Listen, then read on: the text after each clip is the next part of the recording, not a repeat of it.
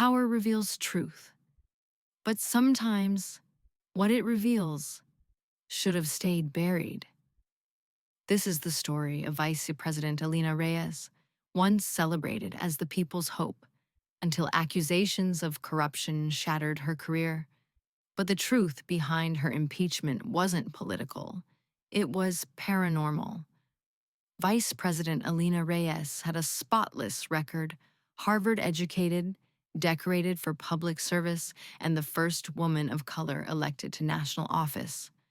Her approval ratings were sky high, until a whistleblower released a dossier, alleging she'd embezzled millions from a government aid fund.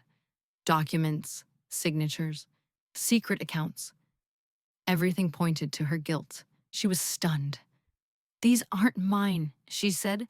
"Someone's setting me up." But even her closest allies began to turn. The media tore her apart. Congress fast-tracked impeachment proceedings. Confined to the VP's residence during the investigation, Alina started noticing things. The grandfather clock would reset itself to 3:13 a.m. every night. Her name would appear scrawled across foggy mirrors, in her own handwriting. Documents related to her trial would move, or vanish. A voice began whispering from the vent above her bed. "You must remember." She thought she was losing her mind. But then came the dreams. Visions of a woman who looked exactly like her, but dressed in 19th century clothes. Always crying. Always pointing toward a locked filing cabinet in the basement. One night, she followed the sound of sobbing into the basement. The air was freezing. The locked cabinet was glowing faintly under the emergency light. She forced it open, and inside were dozens of old case files, evidence of wrongful executions, fabricated charges, whistleblowers who died mysteriously. The most disturbing part, the forged documents framing her, were exact replicas of ones used over 100 years ago to convict an innocent woman named Alina Reyes, an ancestor she never knew existed. Alma had been executed for treason after exposing a corrupt senator who buried the truth with a forged scandal. Her final words? "I'll return when justice calls."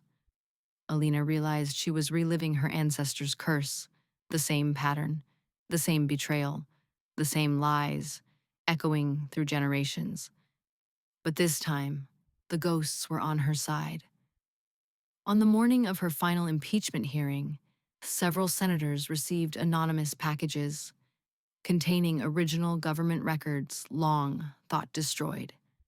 Proof that Alina was innocent, that the whistleblower had been paid off by a lobbyist group she once investigated. The public outcry was instant.